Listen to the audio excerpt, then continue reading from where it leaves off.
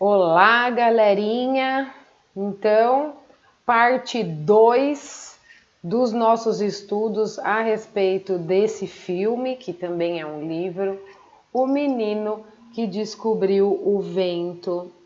Hoje nós teremos a leitura de um artigo de um escritor moçambicano chamado Mia Couto. O texto dele tem o título de A Porta da Modernidade.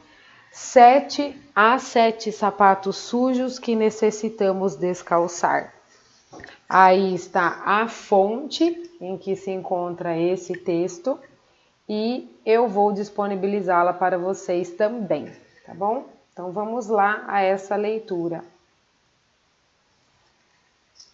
Como falei para vocês, A Porta da Modernidade, há 7 sapatos sujos que necessitamos descalçar. Então aqui temos uma foto lá, né, da África. Rio. 7 sapatos sujos é um artigo do escritor moçambicano Mia Couto que compartilha as suas impressões acerca do futuro da África e do mundo, destacando que mais do que gente preparada para dar respostas, necessitamos da capacidade de fazer perguntas, para fazer perguntas.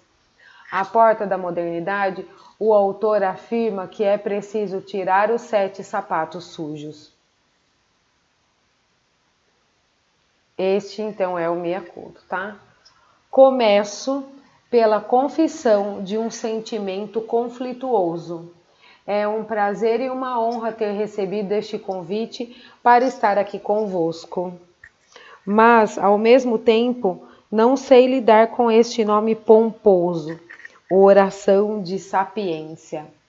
De propósito, escolhi um tema sobre o qual tenho apenas algumas, mal contidas ignorâncias. Todos os dias somos confrontados com o apelo exaltante de combater a pobreza. E todos nós, de modo generoso e patriótico, queremos participar dessa batalha. Existem, no entanto, várias formas de pobreza, e há, entre todas, uma que escapa às estatísticas e aos indicadores numéricos. É a penúria da nossa reflexão sobre nós mesmos. Falo da dificuldade de nós pensarmos como sujeitos históricos, como lugar de partida e como o destino de um sonho. Falarei aqui na minha qualidade de escritor, tendo escolhido um terreno que é a nossa interioridade, um terreno em que somos todos amadores. Neste domínio, ninguém tem licenciatura, nem pode ter a ousadia de proferir orações de sapiência. O único segredo, a única sabedoria é sermos verdadeiros, não termos medo de partilhar publicamente nossas fragilidades. É isso que eu venho fazer, partilhar convosco algumas das minhas dúvidas, das minhas solitárias cogitações. Começo por um Fate Divers. Há agora um anúncio das nossas estações de rádio em que alguém pergunta à vizinha: diga-me, minha senhora, o que é que se passa em sua casa? O seu filho é chefe de turma? As suas filhas casaram muito bem? O seu marido foi nomeado diretor? Diga-me, querida vizinha, qual é o segredo? E a senhora responde: é que lá em casa nós comemos arroz marca, não digo a marca, porque não me pagaram este momento publicitário. Seria bom que assim que fosse, que nossa vida mudasse só por consumirmos um produto alimentar. Já estou a ver o nosso magnífico reitor a distribuir o mágico arroz e a abrirem-se no ISCTEM as portas para o sucesso e para a felicidade. Mas se feliz é, infelizmente, muito mais trabalhoso. Não basta, né? Comer arroz para ser rico. Lembrança de Lusaka. No dia em que eu fiz 11 anos de idade, a 5 de julho de 1966, o presidente Kenneth Kaunda veio aos microfones na rádio de Lusaka para anunciar que um dos grandes pilares da felicidade do seu povo tinha sido destruído, aliás, construído. Não falava de nenhuma marca de arroz. Ele agradecia ao povo da Zâmbia pelo seu envolvimento na criação da primeira universidade do país. Uns meses antes, Kaunda tinha lançado um apelo para que cada zambiano contribuísse para construir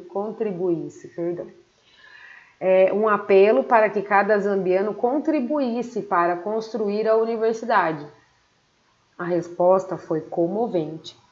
Dezenas de milhares de pessoas corresponderam ao apelo. Camponeses deram milho, pescadores ofertaram pescado, funcionários deram dinheiro. Um país de gente analfabeta juntou-se para criar aquilo que imaginavam ser uma página nova na sua história. A mensagem dos camponeses na inauguração, a universidade dizia: nós demos porque acreditamos que, fazendo isto, os nossos netos deixarão de passar fome. Tá aí o mapa, né, da Zâmbia. 40 anos depois, os netos dos camponeses zambianos continuam sofrendo de fome. Na realidade, os zambianos vivem hoje pior do que viviam naquela altura. Na década de 60, a Zâmbia beneficiava de um produto nacional bruto comparado aos de Singapura e da Malásia. Hoje, nem perto nem longe, se pode comparar o nosso vizinho com aqueles dois países da Ásia. Algumas nações africanas podem justificar a permanência da miséria porque sofreram guerras, mas a Zâmbia nunca teve guerra.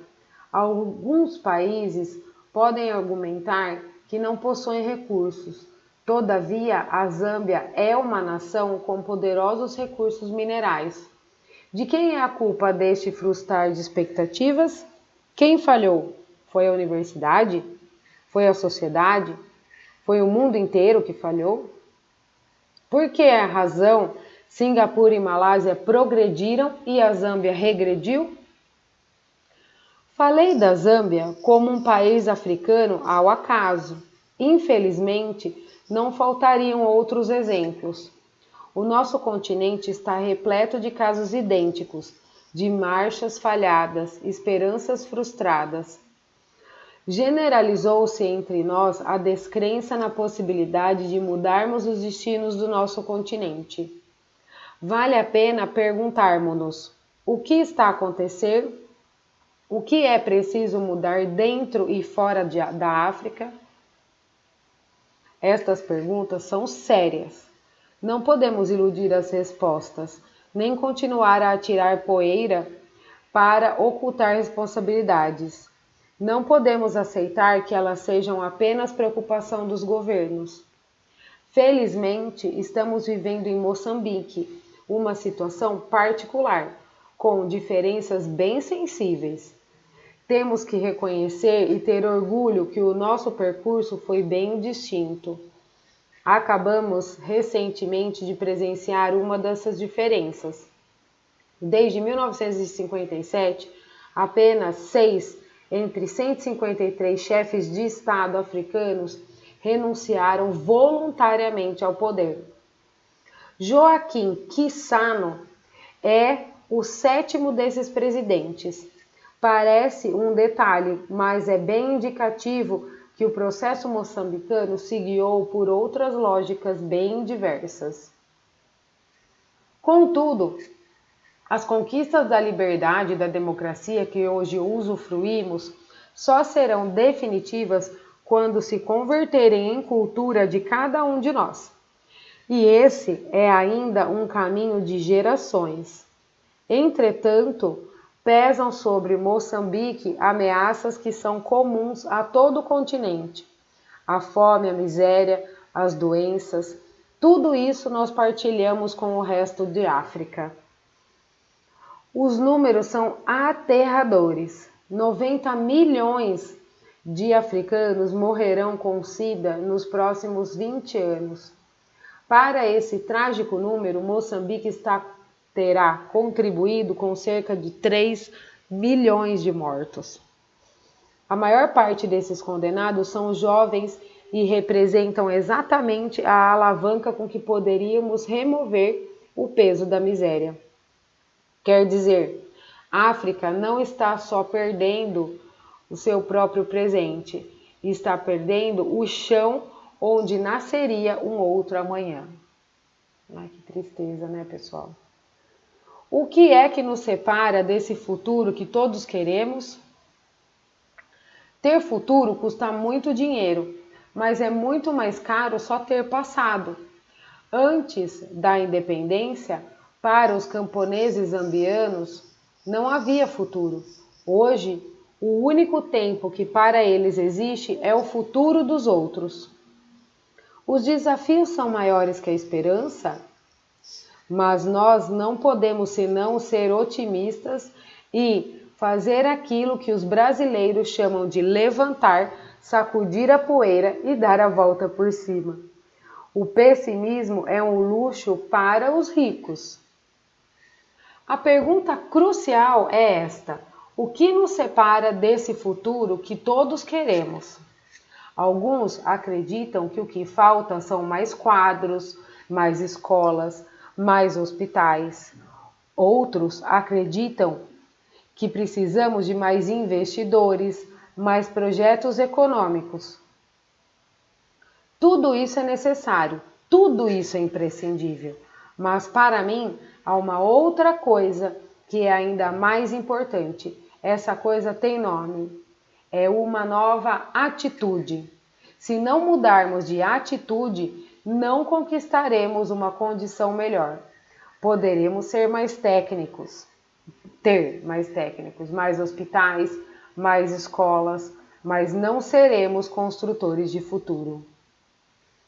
Falo de uma nova atitude, mas a palavra deve ser pronunciada no plural, pois ela compõe um conjunto vasto de posturas, crenças, conceitos e preconceitos. Há muito que venho defendendo que o maior fator de atraso em Moçambique não se localiza na economia, mas na incapacidade de gerarmos um pensamento produtivo, ousado e inovador. Um pensamento que não resulte na repetição de lugares comuns, de fórmulas e de receitas já pensadas pelos outros.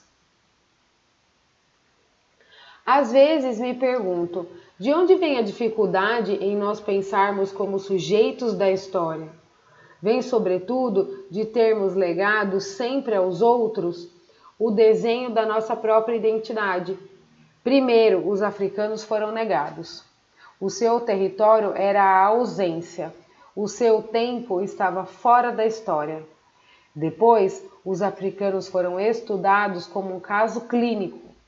Agora, são ajudados a sobreviver no quintal da história.